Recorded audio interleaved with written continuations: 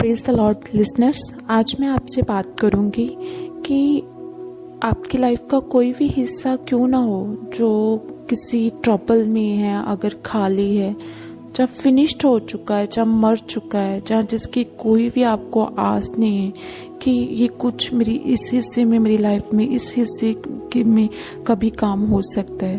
मैं आपसे श्योरिटी एक बात करती हूँ कि अगर आप अपनी उस खाली सिचुएशन को, आप उस अपनी मरी परिस्थिति को जीसस के पास बोर के समय ले आओ तो रियली मिरेकल हैपन होगा आपकी ज़िंदगी में। अगर आप मुझसे बोलोगे कि हमें कैसे श्योरिटी मिलेगी कि ये ऐसा होगा, परमेश्वर का कलाम कहता है ज़मीन आसमान टल जाएगा लेकिन मेरा वचन कभी भी नहीं टलेगा। और जिस कदर परमेश्वर इन दिनों में अपने दासियों पर परमेश्वर के एंजल्स रिलीज कर रहे हैं, उनको गहरे भेद बता रहे हैं, ये इस बात का प्रूफ है कि रियली एनी सिचुएशन क्यों ना हो आपकी लाइफ की, वो श्योरली चेंज होगी।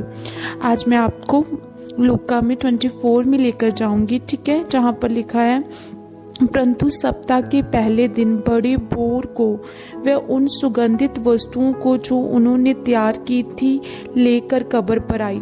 ठीक है, यहाँ पर मरियम मगदलीनी और उसके साथ जो लेडीज थी वो सुगंधित वस्तुओं लेके भोर के समय ना परमेश्वर के कब्र के पास आई। ठीक है, यू नो दैट आप कहोगे कि यहाँ पर मैं भोर पर इतना प्रेशर क्यों डाल रही हूँ, क्योंकि इसलिए क्योंकि अजूब के चैप्टर में भी ये बात क्लियर की गई है, जबकि भोर के तारे एक संग आनंद से गाते हैं, परमेश्वर के सब पुत्र जय जयकार करते हैं।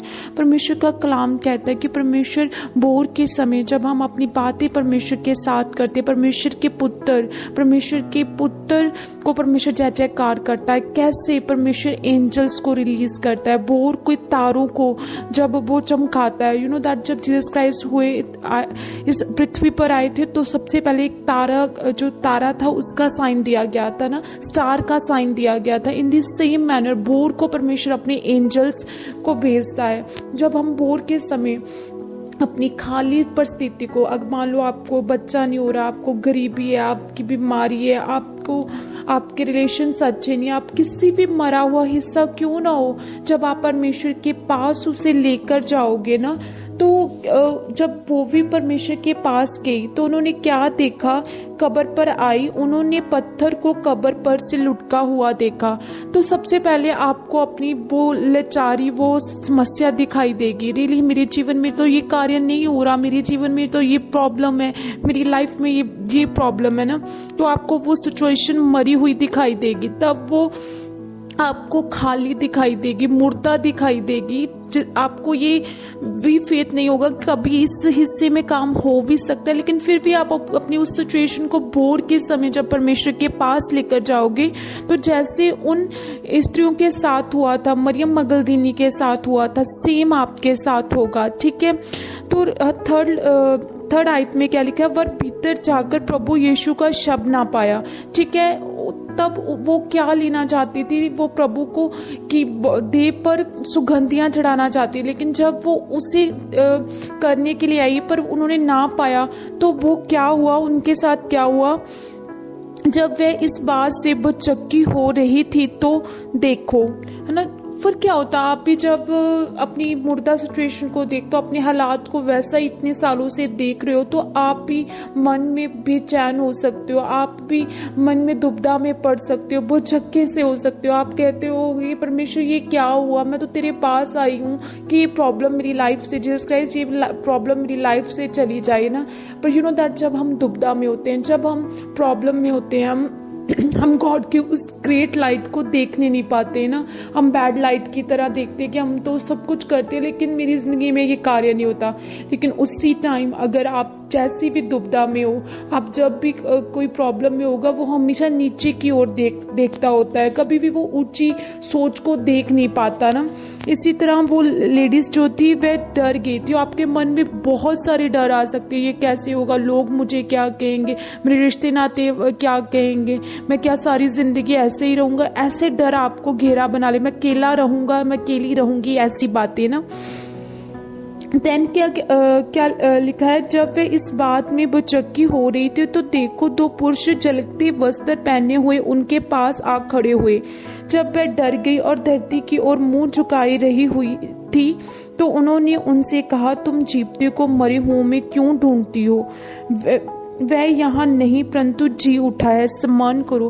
फिर वो परमेश्वर के एंजल्स जो है वो प्रार्थना में आपकी मदद करते हैं कि आप ऐसी दुविधा में क्यों पड़ी हो, ये सम्मान करो जो प्रॉमिसेस आपके साथ परमेश्वर ने किए हैं। मैं आज आपसे कहती हूँ, आप जब भोर के समय परमेश्वर के पास जाओ, आपको प्रॉब्लम हो सकती है, आप रो सकते हो, आप दुविधा में हो सकते हो, लेकिन याद रखो उसी समय परमेश्वर ने अपने पुत्रों को जय जयकार करता है, क्योंकि भोर के तारे उसी टाइम परमेश्वर चमकाता है, उसी टाइम एंजल्स को रिलीज करता है, और वो एंजल्स जो हैं वो आपके साथ प्रार्थना में होते हैं और आपको उस दुविधा बड़ी परिस्थिति से बाहर निकालने के लिए वो गॉड आपको भेजता है और वो आपको स्मरण करवाते हैं। याद कर परमेश्वर ने तुझे क्या कहा था। अगर आपकी संतान नहीं है, परमेश्वर आपको क्या कह रहा है? परमेश्वर कह रहा है कि कुक का फल यहोवा की ओर से होगा, धर्मी का वंश बढ़ाया जाएगा, यहोवा तुझे पुत्र की आशीष देगा ना, शांति से चले जाओ, यहोवा तुझे मुंह मांगा वरदान देगा। अगर आप गरीबी में, परमेश्वर कहता है तो यहोवा तेरा चरवाहा है, तुझे घटी नहीं होगी। परमेश्वर बहुत सारे धर्मी के घर में बहुत सारी धन संपत्ति रहती है। अब्राहम, इसहाक, याकूब का परमेश्वर तेरी लाइफ में वादा करेगा, बरकत करेगा तेरे घर, परिवार और चोने में। ऐसे आपको परमेश्वर के एंजल्स जो है वो सम्मान करवाएंगे ना। जब आप उस लाइट को, उस एंजल्स की बात को सुनना शुरू कर दोगे, देन आपकी वो दुविधा नहीं रहेगी, देन आपकी वो प्रॉब्लम नहीं रहेगी, क्योंकि वो आपको सम्मान कराएंगे। जैसे इस आयत में लिखा है, 6 में लिखा है, वह जहां नहीं परंतु जी उठा है। परमेश्वर आपको याद करवाता है, तो उसे मरी हुई परिस्थिति क्यों जानती है कि मैं चंगी कैसे, देख मैं तुझे चंगा कर चुका। अगर तू कहता है मैं गरीबी हूँ, आप अपने कर्ज को क्यों देख रहे हो? क्योंकि यहोवा का वचन कहता है तुम कर्जा लेने वाले नहीं देने वाले होगे ना। तो परमेश्वर कहता है तेरी सिचुएशन को जो मैं उसे जिंदा कर चुका, तो उसे मुर्दों में क्यों ढूंढ रहे हो? इसी प्रकार जीसस क्राइस्ट को वो बोल रहे थे, तो वो तो जी उठाया, आप उसे मुर्दों में क्यों ढूंढ रहे हो ना? स्मरण करो, उसने गलील में रहते हुए तुमसे क्या कहा था? अवश्य है कि मनुष्य का पुत्र पापियों के हाथ में पकड़वाया जाएगा, क्रूस पर चढ़ाया जाएगा और तीसरे दिन जी उठेगा। तब उसकी बातें उनको स्मरण आई। उस समय जब उन्होंने याद करवाने की, एंजल्स ने याद करवाया कि परमेश्वर ने आपसे क्या कहेगा, ने कहा था कि परमेश्वर तीसरे दिन जी उठेगा।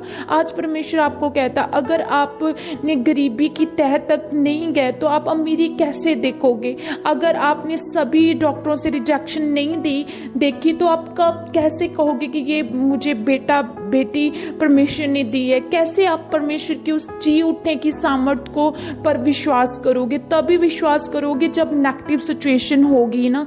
इसीलिए याद रखो, जैसे जीसस क्राइस्ट मुर्दा नहीं था, लेकिन वो जो स्त्रियां थी उन्हें मुर्दों में ढूंढ रही थी ना, इसी प्रकार आज आप लोग हो, आप अपनी सिचुएशन को मुर्दा समझ रहे हो, खाली समझ रहे हो, इसीलिए आप दुविधा में हो, भटके हो चुके, बेचैन हो चुके हो। लेकिन भोर को परमेश्वर के पास जाओ, वो ही सिचुएशन आपकी चेंज हो जाएगी यीशु मसीह के सामर्थ्य नाम में, क्योंकि परमेश्वर के जी उठने की सामर्थ्य के कारण आज मैं प्रार्थना करती हूँ, हर वो कुक जो बंद हो चुकी है वो जी उठे यीशु मसीह के सामर्थ्य नाम में। और परमेश्वर के जी उठने की सामर्थ्य के साथ हर वो बिजनेस जो बंद हो चुका है, जी उठे यीशु मसीह के सामर्थ्य नाम में। आज मैं प्रार्थना करती हूँ, हर वो घराना जिसमें कलेश है, आज यीशु मसीह के जी उठने के नाम पर उसके सामर्थ के साथ हर मरा रिश्ता जी उठे यीशु मसीह के सामने, हर मुर्दे रिलेशन जी उठे यीशु मसीह के सामर्थ्य नाम में। हर लोनीनेस चाहता रहे परमेश्वर के जी उठने की सामर्थ के साथ मैं एक जन को ब्लेस करती हूँ। यहोवा आपको आशीष दे, इन जीसस नेम, आमीन।